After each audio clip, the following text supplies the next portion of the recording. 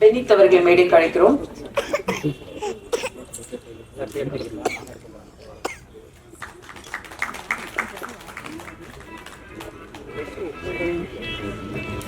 தானியாகும் ஹாலிவுட்டின் red rose அவர்களை இப்போது பேச அழைக்கிறோம். எல்லாருக்கும் வணக்கம். இன்னைக்கு ஃபுல் ரணம் டீமோட இங்கே வந்த எனக்கு ரொம்ப சந்தோஷமா இருக்கு. இங்கே வந்த எல்லா மீடியாவுக்கு ரொம்ப நன்றி. இந்த படத்தில் நான் ஒரு புது ரோல் பண்ணேன், ஒரு போலீஸ் ரோல். ஃபுல் ரணம் டீமுக்கு கங்க்ராச்சுலேஷன்ஸ் அண்ட் நன்றி சொல்லணும். நம்ம ப்ரொடியூசர் மது சார், நம்ம டைரக்டர் ஷரீஃப் சார், நம்ம டிஓபி பாலாஜி சார், நம்ம executive producer Uday sir and எல்லாருக்கும் cast and crew, Vaibhav sir, Saraswathi, Nandita ma'am, Jiiva, எல்லாருக்கும் நன்றி அண்ட் கங்க்ராச்சுலேஷன்ஸ். அண்ட் நீங்கள் எல்லாம் படம் பாருங்கள் அண்ட் என்ஜாய் பண்ணுங்க. நன்றி.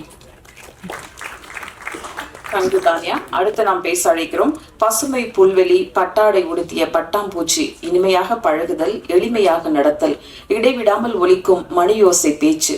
அஸ்வின் அடுத்த வெற்றி, ரணம் மாபெரும் வெற்றியாக அழைக்கிறோம். சரஸ்வதி மேனன்.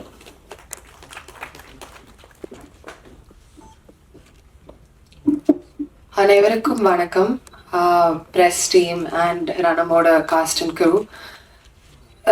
ப்ராஜெக்ட்ஸ் எல்லாம் வெயிட் பண்ணும்போது வழக்கமாக ஆக்டர்ஸ் வந்து ஆடிஷன் பண்ணிகிட்டே இருப்பாங்க, ப்ரிப்பேர் பண்ணிகிட்டே இருப்பாங்க. என்னை பொறுத்த வரைக்கும் நிறைய நான் பண்ணது ப்ராஜெக்ட்ஸ் வந்து கொஞ்சம் டிலே எல்லாம் ஆச்சு. அப்போது நான் ஒரு சீரீஸில் வேலை பார்த்துட்டு இருந்தேன், ஒரு க்ரியேட்டிவ் ப்ரொடியூசராக. Mostly behind the scenes work, AD work அதெல்லாம் பண்ணிட்டு இருந்தேன். அப்போவே எனக்கு தெரியாமலே என்னோட ஆடிஷன் நடந்துட்டு இருந்துச்சு. பிகாஸ் அந்த ப்ராஜெக்டில் வந்து நம்ம சினிமாட்டோகிராஃபர் பாலாஜி அண்ட் நம்ம இபி உதயனா அங்கே அந்த செட்டில் கூட வேலை பார்த்துட்டு இருந்தாங்க. So it was really interesting. இந்த படம் மட்டும் நான் வந்து யாரும் அப்ரோச் பண்ணல, ஆடிஷன் பண்ணல. அவங்க தான் என்னை கூப்பிட்டுட்டு எனக்கு இந்த ரோல் கொடுத்தாங்க as an assistant director. Easiest method acting வந்து எனக்கு. பிகாஸ் நான் ஏற்கனவே ஒரு 4 படத்துக்கு அசிஸ்டன்ட் டைரக்டராக வேலை பார்த்துட்டு இருக்கேன். சில நேரம் செட்டில் வந்து நான் வாக்கி டாக்கியே எடுத்துகிட்டு போவேன். அவங்க சொன்ன இல்லை மேம் அது செட் ப்ராப்பர்ட்டி, நீங்கள் வச்சுட்டு போங்க. ஸோ அந்த மாதிரி காமெடியெல்லாம் நடந்திருக்கு. அதை தாண்டி I would really like to thank Sharif and Madhu sir in the வாய்ப்பு கொடுத்ததுக்காக. Thank you so much. And also I had a great opportunity to meet so many other actors like Pranati, Nandita, Shweta, and today I met Tanya ma'am and it was so nice. எல்லாருமே ரொம்ப talented and hardworking artists. Vaibhav sir வந்து என்னோட actually நான் எப்போவுமே அவங்க எல்லா படமும் பார்ப்பேன். அவங்க காமிக் டைமிங், ஆக்டிங், பர்சனா எனக்கு ரொம்ப பிடிக்கும். And I am very lucky to be working on his 25th film. Thank you so much to being such a great co-actor. I had a lot of fun and I felt very comfortable. And I'd like to thank our music director Aril, nama art director Manimoli sir, and if I've missed anyone else, thank you so much. Obviously Shakti sir வந்து ஏதாவது film present பண்ணா ரொம்ப லட்சணமா இருக்கும். அதுவும் இந்த படத்துக்கு நம்புறேன் கண்டிப்பா. அவங்க தான் எல்லாருக்கும் lucky charm. So thank you so much Shakti sir. Happy to work with you again. And to all of the cast and crew, thank you so much for your support. And press கண்டிப்பா உங்க support தேவை. ஏன்னா இது ஒரு சின்ன படம், but ரொம்ப hard work எல்லாம் பண்ணியிருக்கோம். அண்ட் நிஜமாவே இந்த ஃபீமேல் கேரக்டர்ஸ்க்கு ரொம்ப இம்பார்ட்டன்ஸ் கொடுத்துருக்காங்க. அதுக்காகவே please give us a lot of support. Audience also, I really hope you watch it with family and you feel empowered and happy by the end of it. Thank you so much. அழைக்கிறோம். ஒரு தயாரிப்பாளர் இப்படியும் இருக்கலாம் என்பதற்கு மாபெரும் உதாரணம் இவர். ப்ரொடியூசராக இல்லாமல் ஃப்ரெண்ட்லியா பிரதர் போல சில் பண்ணிட்டு பிரஷர் இல்லாத ஒரு ப்ரொடியூசர் இவர். வீடியோ கால்ல கதை கேட்டு ஓகே பண்ணியவர். சினிமா மீது உள்ள காதலால் இந்த படம் இந்த இடம் வந்திருக்கிறார். காயங்கள் ஆறும், ரணம் எப்போதும் ஆறாது கனவுகளோடு தமிழ் சினிமாவிற்கு வந்திருக்கும் தயாரிப்பாளர் மிதுன் மித்ரா புரொடக்ஷன்ஸ் முதல் படமே ரொம்ப சவாலான கதையை கையில் எடுத்துள்ளனர். இன்னும் பல படங்கள் தயாரிக்க வாழ்த்துக்களோடு அழைக்கிறோம் தயாரிப்பாளர் மது நாகராஜ் அவர்களை.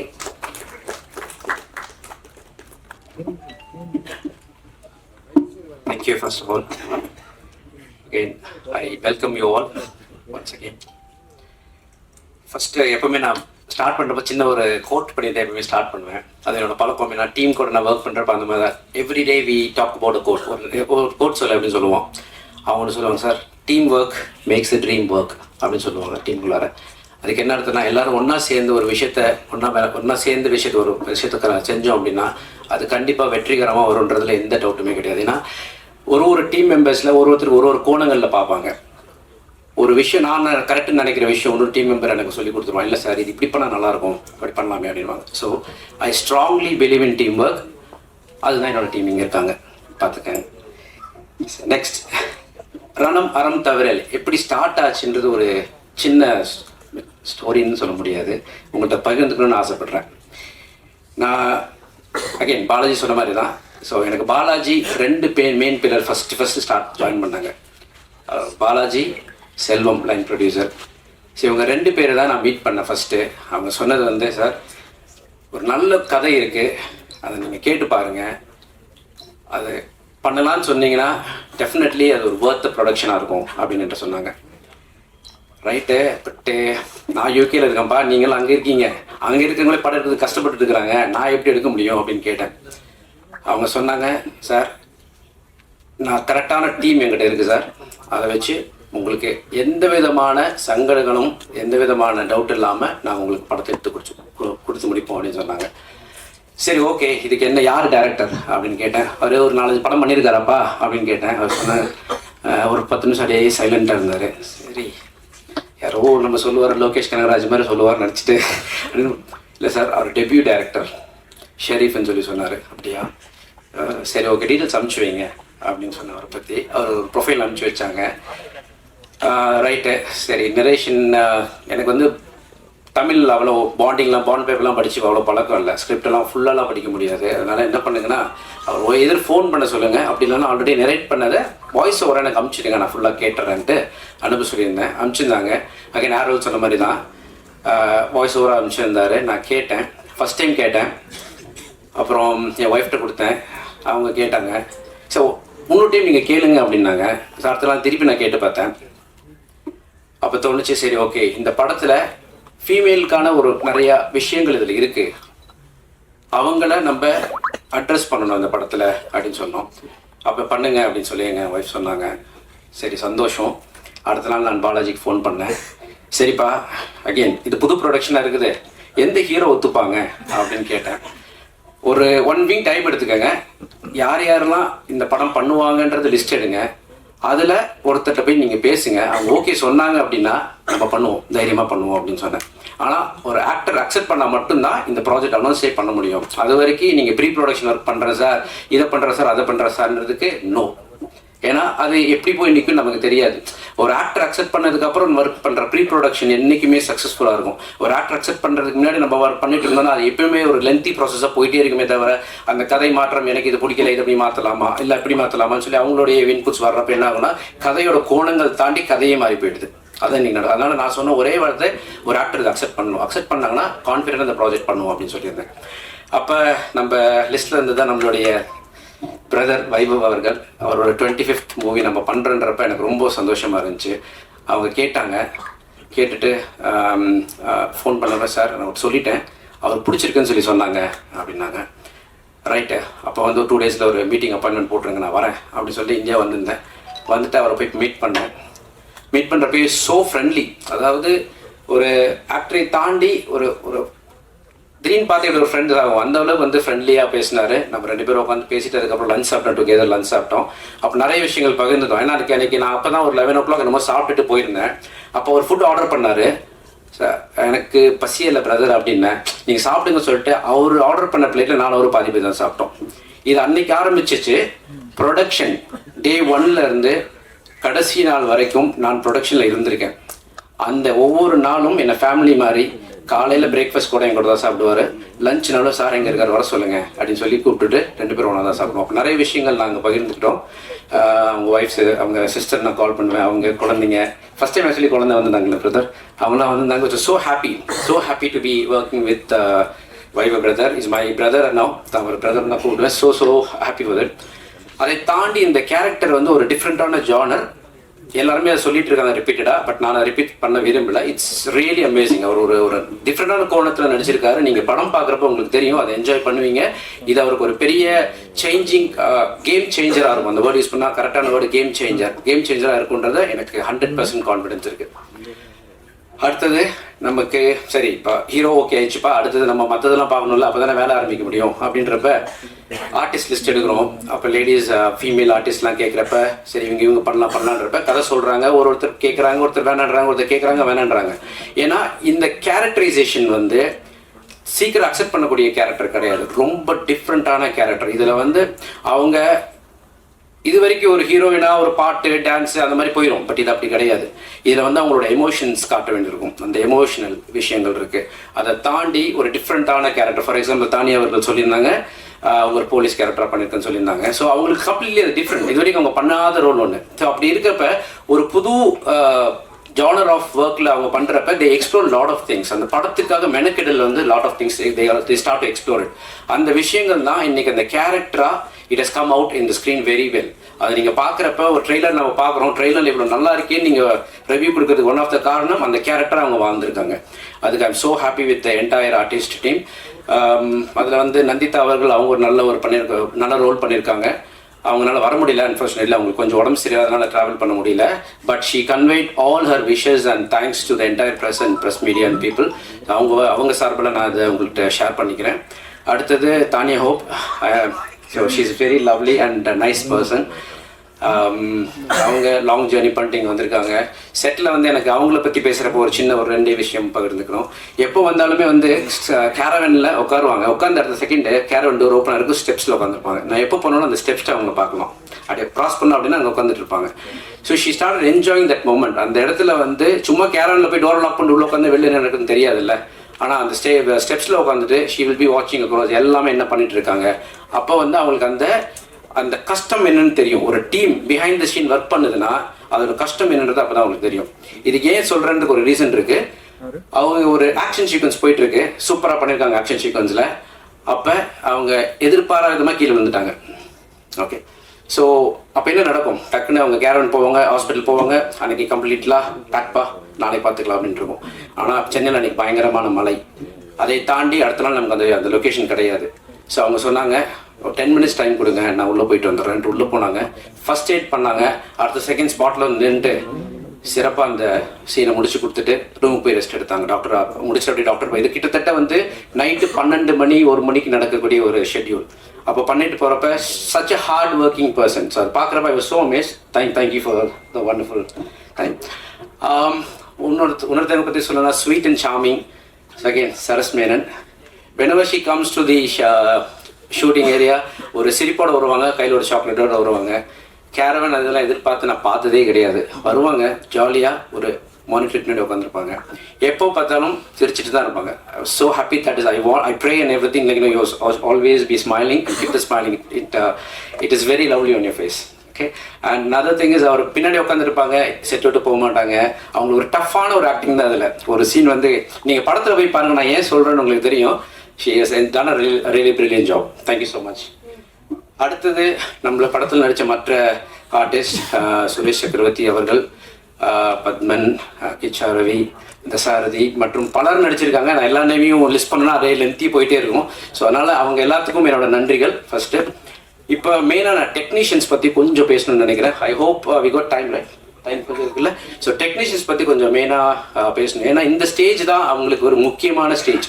இந்த ஸ்டேஜை விட்டோம் அப்படின்னா அவங்களுக்கு அடுத்தது சொல்கிறேன் தப்பாக நினச்சிக்கிறேன். இப்போ ஆக்டர்னா அவங்களுக்கு தெரியும். ஒரு ஆக்டர் பார்த்தனும், நான் வைபவ் சாரை பார்த்தேன், தானியா ஹோப்பை பார்த்தேன்னு சொல்லுவீங்க. ஆனால் டெக்னீஷியன்ஸை they all work behind the screen.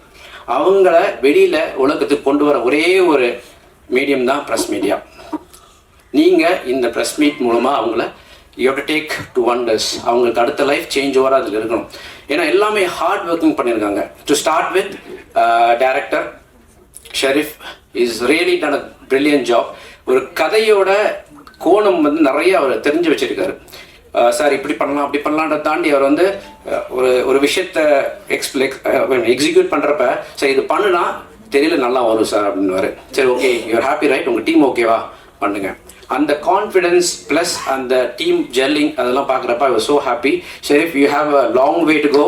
All the best for you and future projects. Definitely அடுத்த ப்ராஜெக்ட் கூட ஒர்க் பண்ணலாம், பார்ப்போம் அதுக்கான ஆப்பர்ச்சுனிட்டி இருக்கான்றது. அடுத்தது அகெயின் நான் பில்லராக சொன்ன Balaji, he is a super human. First of all ஒரு இடத்துல வந்தார்னா நீங்கள் நிறைய பேர் பேசுகிறவங்க நிறைய பேர் பார்ப்பீங்க கரெக்டாக, ஆனால் பேசுகிறவங்கள கொஞ்சம் தான் பார்க்க முடியும். அது வந்து நம்ம பாலாஜி தான். நான் அட்மையர் பண்ணிகிட்டே இருப்பேன். அப்படி வருவார், ஷர்ட்டுக்கு வருவார், சைலண்ட்டாக உட்காந்துருப்பாரு. சரி ஓகே ஏதோ பண்ண போகிறான்னு நினைப்பேன். சார் ஷார்ட் போயிடலாமா என்ன, இல்லை சார் ஒரு 5 minutes கொடுங்க சார்னாரு. ஏன்னாப்பா டைம் போயிட்டே இருக்கேன், ஆர்டிஸ்ட்கார டைமில் சொல்லிட்டேன் அப்படின்னுவாரு. ஸோ ஒரு 5 minutes கொடுங்க, சூப்பராக இருக்கும் சார் அப்படின்வாரு. சரி ஓகே, நம்ம ஒரு கோணத்தில் நீங்கள் பார்த்துட்டு இருப்போம், ஆனால் அவர் பார்க்குற வந்து அந்த ஃப்ரேம் இதுக்குள்ளே தான் பார்க்குறாரு. பார்த்துட்டு அருமையாக அந்த ஷார்ட் எடுத்து முடிச்சதுக்கப்புறம் இதுக்கு தான் 10 minutes எக்ஸ்ட்ரா கேட்டிங்களா, சரி சூப்பர் பரவாயில்ல, அந்த டைம் வர்த் டைம். அதுதான் நான் என்ன சொல்ல வரேன்னா, அவர் லேட் பண்ணுறாருன்னு நான் சொல்ல வரல, ஆனால் அந்த 10 நிமிஷத்துக்கான அவுட்புட் தெரியல, நமக்கு தெரியும். ஆனால் அந்த டைம் அவர் மிஸ் பண்ணிட்டாருன்னா நமக்கு தெரியல, அந்த அவுட்புட் தெரியாது. அதனால எப்போவுமே டெக்னீஷியன்ஸாக இருக்கவங்க ப்ரொடியூசர்கிட்டையோ இல்லையோ டேரக்டர்கிட்டையோ இல்லை எக்ஸிக்யூட்டிவ் ப்ரொடியூசர்கிட்டையோ டைமை கேட்டு வாங்கிக்கிங்க. ஏன்னா அந்த டைம் திருப்பி கிடைக்காது. அந்த டைம் கேட்டு வாங்குறப்ப உங்களுடைய அவுட்புட்டை நீங்கள் என்ன நினச்சிங்களோ அதை அப்படியே ஸ்க்ரீன் கொண்டு போய் சேர்த்த முடியும். அதுக்கு ப்ரொடியூசர்ஸ் எல்லாம் அவங்களுக்கு சப்போர்ட் பண்ணணும். இது இவங்களுக்கு மட்டும் கிடையாது, எல்லா டெக்னீஷியன்ஸ்க்கும் எல்லாரும் அந்த மாதிரி சப்போர்ட் கொடுத்தீங்கன்னா இது மாதிரி நிறைய பிரம்மாண்டமான படம் தாண்டி நல்ல ஒரு கதை உள்ள படங்கள் வந்து ஜெயிக்கும். ஜெயிக்கிறதுக்கு நீங்கள்லாம் சப்போர்ட் பண்ணுறீங்கன்னு நம்புகிறேன். அப்புறம் அடுத்தது லைன் ப்ரொடியூசர் ப்ளஸ் அவர் வந்து கிட்டத்தட்ட ஒரு ஆல்ரவுண்டர்னு சொல்லாங்க. நம்ம செல்வம் எங்கே இருக்காருன்னு தெரியல. செல்வம் எங்கே இருக்காரு, எந்திரிங்க, அவருக்கு ஒரு கைத்தட்டி எனக்காக. இது gem of a person. Okay, எது சொன்னாலும் முகம் செழிப்பாமல் அப்படியே சார் பண்ணிடலாம் சார் பண்ணிடலாம் சார், டே நைட் கிடையாது அவருக்கு. இந்த ப்ராஜெக்டுக்காக அவ்வளோ ஹார்ட் ஒர்க் பண்ணியிருக்காரு. அவரை வந்து நான் டைரக்ஷன் டீம்னு சொல்கிறதா, இல்லை எடிட்டிங் டீமில் ஹெல்ப் பண்ணாருன்னு சொல்கிறதா, இல்லை போஸ்ட் ப்ரொடக்ஷனில் ஒர்க் பண்ணுறதான்னு சொல்கிறதா, இல்லை இன்னைக்கு வரைக்கும் சென்சார் கரெக்ஷன் பண்ணி கொடுக்குறான்னு சொல்கிறதான்னு தெரியாது. எல்லாமே அவர் பண்ணியிருக்காரு. அந்த அளவுக்கு ஒரு ட்ரஸ்ட் வர்த்தி பர்சன். என்னை பொறுத்தளவுக்கு செல்வம் ஒரு ட்ரஸ்ட் வர்த்தி பர்சன். அவரை நம்பலாம், 100% நம்பலாம். அவரை நம்பி நீங்கள் உங்கள் லேப்டாப் என்ன உங்கள் சொத்தை கூட எழுதிக்கலாம். அந்த அளவுக்கு ஒரு நம்பகத்தன்மையான ஒரு order. So I'm so happy to work with you Selvam. Thank you. And next நான் மறந்துடக்கூடாது, நிறைய பேர் இருக்காங்க, டெக்னீஷியன்ஸ் நிறைய பேர் இருக்காங்க. ஃபார் எக்ஸாம்பிள் அப்பு, நம்ம ஆர்ட் டைரக்டரு. ஒரு டைம் வந்து ஷூட்டிங் ஸ்பாட்டில் வந்து பயங்கர மழை, இங்கே டிசம்பர் டைம் உங்களுக்கு தெரியும்ல, சரியான மழையாக இருக்குது. சார் நமக்கு 2 days டைம் கொடுங்க, நாங்கள் போலீஸ் செட்டப் போட்டுடுறோம் அப்படின்னு சொன்னார். நாங்கள் கூட சரி ஒரு 2 நாளில் முடிச்சுருவீங்களாப்பா அப்படின்னேன். சரி முடிச்சிருவோம், கன்ஃபார்ம் முடிச்சு உங்களுக்கு கொடுத்துருவோம், ஏன்னா கரெக்டாக பட்ஜெட்டில் பண்ணிட்டு இருக்க படம் இல்லை, நீங்கள் 2 நாள் 3 நாள் போட்டிங்க, எனக்கு ஷெட்யூல்லேருந்து எல்லாமே சேஞ்ச் ஆகுன்றப்ப நான் உங்களுக்கு கன்ஃபார்மாக முடிச்சு தரேன் அப்படின்னு சொல்லிட்டு. ஆனால் மழை, சரியான மழை. நான் சரி ஓகே என்னடா மழையில் எப்படி பண்ண போகிறாங்க தெரியலேன்னு சொல்லிட்டு இதுக்கோ டைம் செக் பண்ணால் நம்ம காசு போட்டிருக்கோம்ல, போய் செக் பண்ணணும்ல, அப்படி போய் செக் பண்ணிடலாம் அப்படின்னு போய் பார்க்குறப்ப ஒருத்தர் ட்ரௌசர் போட்டு ரப்பர் சர்வ் போட்டு சுற்றிட்டு இருந்தார். யாருன்னு பார்த்தா நம்ம ஆர்ட் டைரக்டர். அந்த இடத்துல அவ்வளோ சொதம் தண்ணி இருக்குது, இருந்தாலும் இறங்கி பெயிண்டிங் பண்ணுறதா இருக்கட்டும் வேலை பண்ணுறதா இருக்கட்டும் அப்படின்னு பண்ணிட்டு இருக்காங்க. நான் கேட்டேன், 2 நாளில் கன்ஃபார்மாக இந்த இடத்துல ஆர்டிஸ்ட் நடக்கிற மாதிரி பண்ணிடுவீங்களா அப்படின்னு கேட்டேன். அவர் சொன்னார், நீங்கள் வந்து பாருங்கள் சார் அப்படின்னு. 2 days கழிச்சு shooting as per the plan போச்சு. அங்கே போனால் தண்ணி சுத்தமாக கிடையாது, அந்த அளவுக்கு மண்ணெல்லாம் போட்டு இறைச்சி அந்த இடத்தையே ஒரு டிஃப்ரெண்ட் செட்டப்பாக பண்ணார். Again happy to work with you Appu. Thank you. நான் ஒரு அப்புன்னு தான் கூப்பிடுவேன். Thank you so much. அப்புறம் மியூசிக் அப்படின்னா உங்களுக்கு தெரியும்ல, ஏன்னா படத்தை ஒரு ஸ்ட்ராங்கான விஷயம் மியூசிக்ன்றது நான் ரொம்ப பிலீவ் பண்ணுறேன். ஏன்னா நான் படம் பார்க்குறதா இருக்கட்டும், நைட் படுக்கிறப்ப ஒரு ஹெட்ஃபோன் மேக்ஸிமம் பார்த்தீங்கன்னா ஹெட்ஃபோனில் தான் அப்படி சுற்றிட்டு இருப்பேன். அப்படியே எங்கள் வீட்டில் ஒய்ஃப் கூப்பிடுவாங்க, பசங்க கூப்பிடுவாங்க, நம்ம பாட்டுக்கு நடந்துட்டு இருப்பாங்க, கடை ஹெட்ஃபோனில் பாட்டு கேட்டு போயிட்டு இருப்பேன். ஸோ மியூசிக்ன்றது எவ்வளோ ஒரு லைஃப் ரெகுலராக நம்ம கூட ட்ராவல் பண்ணுற விஷயம். ஸோ ஆரோல் பிரதர் வந்து வண்டர்ஃபுல் மியூசிக் கொடுத்துருக்காரு. ஃபஸ்ட்டு சொன்னாங்க இந்த மாதிரி சார் பிசாஸ் மியூசிக் டைரக்டர் ஆரோல் பண்ணுறாங்க அப்படின்னாங்க. சொல்லுங்கப்பா ஓகே, ஏன்னா நம்ம படத்தோட ஜானர் அப்படி தான் இருக்கும், ஸோ பார்ப்போம் நல்லபடியாக இருக்கும், அவரே புக் பண்ணி நான் சொன்னேன். அப்படி வந்தவர் ஆரோல் பிரதர். எல்லா டியூன்ஸும் நீங்கள் கேட்டிருப்பீங்க, ரசிச்சிருப்பீங்க நம்புகிறேன். அதே மாதிரி தியேட்டரில் பார்க்குறப்ப பிஜிஎம்மும் பாருங்கள், சூப்பராக இருக்கும். அவருக்கு ஒரு நல்ல ஒரு சேஞ்ச் வரணும், பெரிய பெரிய படங்கள் பண்ணணும், என்னுடைய மனமான வாழ்த்துக்கள். அடுத்தது ஒரு ரோலர் கோஸ்டர் தான் உங்களுக்கு தெரியும்ல, எப்படி இருக்கும், சும்மா அப்படியே வளைஞ்சு வளைஞ்சு வளைஞ்சு வளைஞ்சு போகும். ஆனால் கடைசியில் பார்த்தீங்கன்னா சேஃபாக வந்து லேண்ட் ஆகிடும். கரெக்டாக குழந்தைங்க என்ஜாய் பண்ணுவாங்க. அது மட்டும் தாங்க, ஷூட்டிங் அப்படி தான், சிம்பிளான விஷயமே கிடையாது. காலையில் போகிறப்ப உங்களுக்கு தெரியும் இன்னைக்கு ஷூட்டிங் நடந்துருமா நடக்காதான்ற ஒரு விஷயத்துலேயே போவோம். ஆனால் அங்கே ஒருத்தர் இருக்கிறார் நம்ம டீமில், எக்ஸிக்யூட்டிவ் ப்ரொடியூசர் உதய். அவர் இருக்கார் அப்படின்னா அந்த இடத்துல கண்டிப்பாக அந்த ஷூட்டிங் நடக்கும். அதுக்கான எல்லா விஷயங்களும் கரெக்டாக செஞ்சிருவார். ஏன்னா நம்ம பார்க்குற பாதை வந்து ஸ்ட்ரைட்டாக இருந்துச்சுன்னா பிரச்சனை கிடையாது, ஸ்ட்ரைட்டாக அங்கே ரீச் ஆயிடலாம். ஆனால் நம்ம பார்க்குற பாதை அப்படி கிடையாது. இங்கே போகணும், இப்படி போகணும், இப்படி போகணும், இப்படி போகணும், கடைசியாக அந்த சார் ஷெட்யூல் 6 மணிக்கு முடியுது சார்ன்றப்ப ஒரு பிரச்சனை வரும். சார் ஒரு 10 நிமிஷம் எக்ஸஸாக கேட்குறாங்க பசங்க அப்படின்ட்டு. ஆனால் அதை கரெக்டாக ஹேண்டில் பண்ணி மேனேஜ் பண்ணுவார். ஆர்டிஸ்ட் சார் அப்படி எல்லாருமே, நம்ம பைபிள் பிரதர்லாம் சம்டைம்ஸ் லேட்டாக கூட போயிருக்காரு. இப்போ 10 மணி இருக்கும் அப்படின்னு வர, சரி ஒரு 2 hours எக்ஸ்டெண்ட் பண்ணிக்கலாம் அப்படின்னா முகம் சொல்லிக்காம அப்படியே சரி ஓகே நான் ஒரு 10 நிமிஷம் கேரவனில் இருக்கேன், நீங்கள் கூப்பிடுங்க, ரெடியான கூப்பிடுங்கன்னு. அந்த அளவுக்கு அவங்களெல்லாம் கரெக்டாக மேனேஜ் பண்ணி அவங்களெல்லாம் நம்ம ஸ்பாட்லேயே இருக்க வச்சு பண்ணதுக்கு வந்து Uday is one of the strong pillar. So நான் 4 பில்லர் சொன்னது 4 பேருங்க. பாலாஜி, செல்வம், டைரக்டர் ஷெரீஃப், உதய், இவங்க 4 பேர் இல்லைன்னா இந்த ப்ராஜெக்ட் இங்கே இல்லை.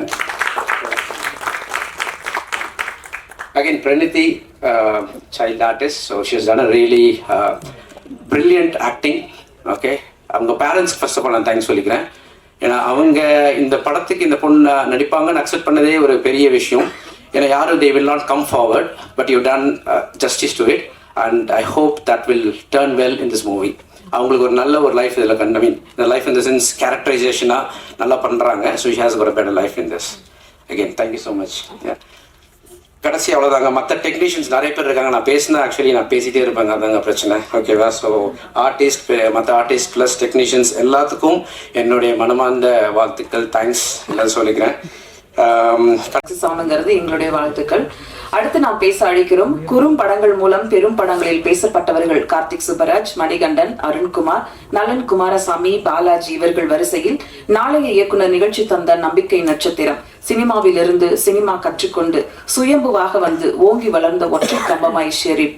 முதல் படம் வியந்து பேச வைக்குமா, விவாதங்கள் எடுத்து வைக்குமா, காயத்திற்கு மருந்து கிடைக்குமா, இப்படி காத்திருக்கும் அறிமுக இயக்குனர் ஷெரீப் அவர்களை பேச அழைக்கிறோம்.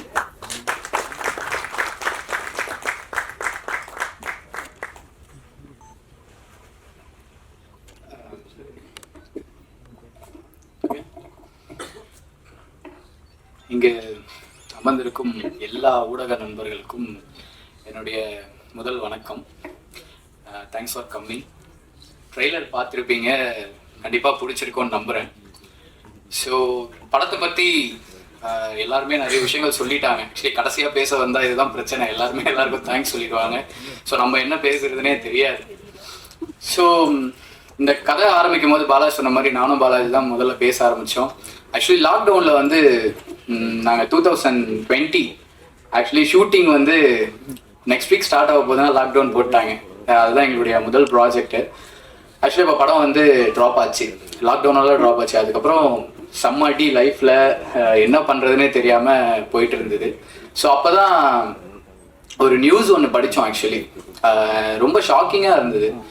என்னடா இப்படிலாம் ஊரில் இப்படிலாம் நடக்குமா, இவ்வளோ எப்படிடா தோணுது ஜனங்களுக்கு இந்த மாதிரி அப்படிங்கிற மாதிரி. அதாவது நம்ம கேள்வியே பட்டிருக்க மாட்டோம், மேபி சில பேர் கேள்விப்பட்டிருக்கலாம்.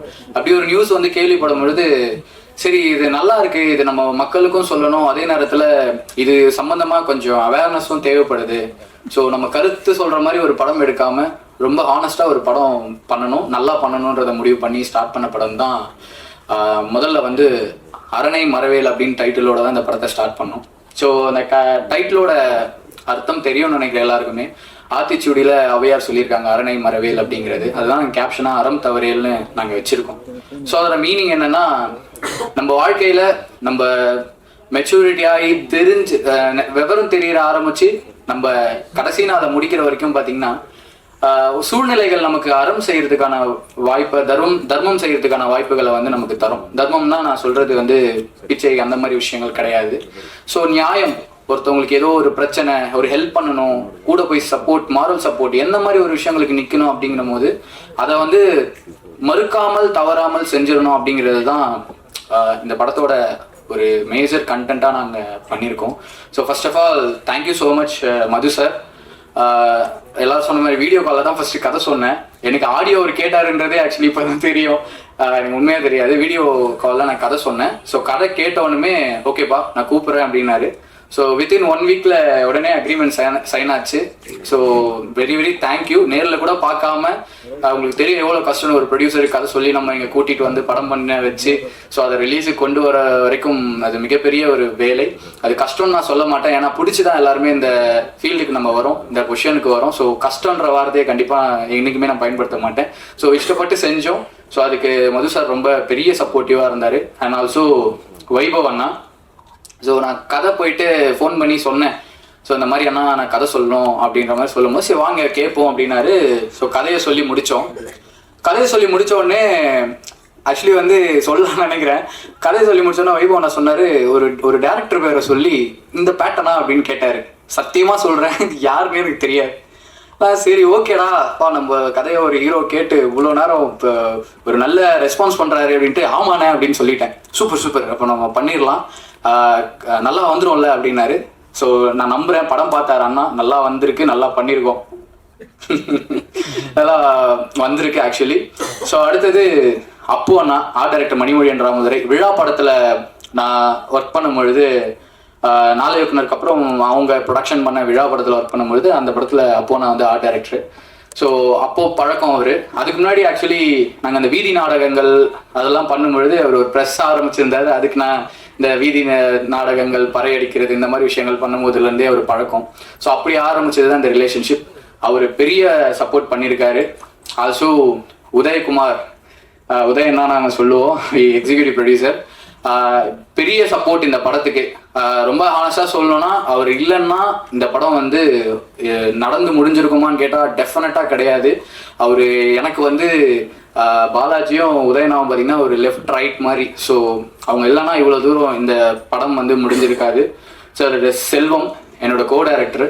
அவர் மது சார் சொன்ன மாதிரி எல்லா ஒர்க்குமே நேற்றுலாம் ஒரு 4 மணிக்கு வரைக்கும் கியூப்ல டொமஸ்டிக் முடிக்கிறதுக்கு வந்து அவ்வளோ டைம் எடுத்துக்கிட்டாரு. ஸோ அவ்வளோ ஒர்க் பண்ணியிருக்காரு. அண்ட் ஆல்சோ என்னுடைய டீம் ஷாம், தினேஷ், நவீன், ராம், ஸோ எல்லாருமே வந்து இந்த படத்துக்கு வந்து மிகப்பெரிய உழைப்பு, எதையுமே எதிர்பார்க்காம மிகப்பெரிய உழைப்பு வந்து கொடுத்துருக்காங்க. ஸோ தானியா அவங்க வந்து ஸோ போலீஸ் அப்படின்னா ஆக்சுவலி சார் செட் ஆகுமா அப்படின்னு ஃபஸ்ட்டு யோசிச்சாங்க.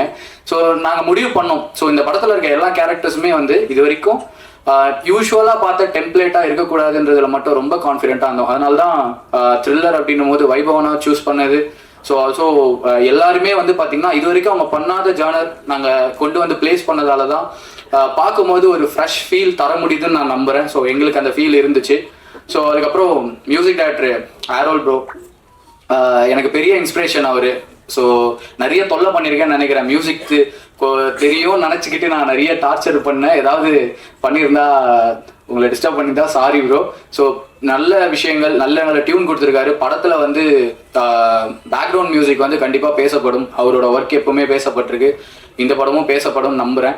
ஸோ அதுக்கப்புறம் கோ ஆர்டிஸ்ட் பத்மன் அண்ணா, என்னோட ஃப்ரெண்டு தாஸ், அதுக்கப்புறம் விலங்கு கிச்சா அண்ணா, முக்கியமாக சரஸ்வதி மேனன். ஸோ அவங்க வந்து லாஸ்ட் ஷூட்டிங் வந்த அன்னைக்கு வரைக்கும் கூட கேட்டுட்டு இருந்தாங்க, ஷெரீஃப் ஒர்க் அவுட் ஆகுமா, ஷெரீஃப் இது ஒர்க் அவுட் ஆகுமா கேட்டுட்டு இருந்தாங்க. ரொம்ப நம்பினாங்க எங்களை. ஸோ அதுக்கு கரெக்டாக ஒரு விஷயம் பண்ணியிருக்கோம்.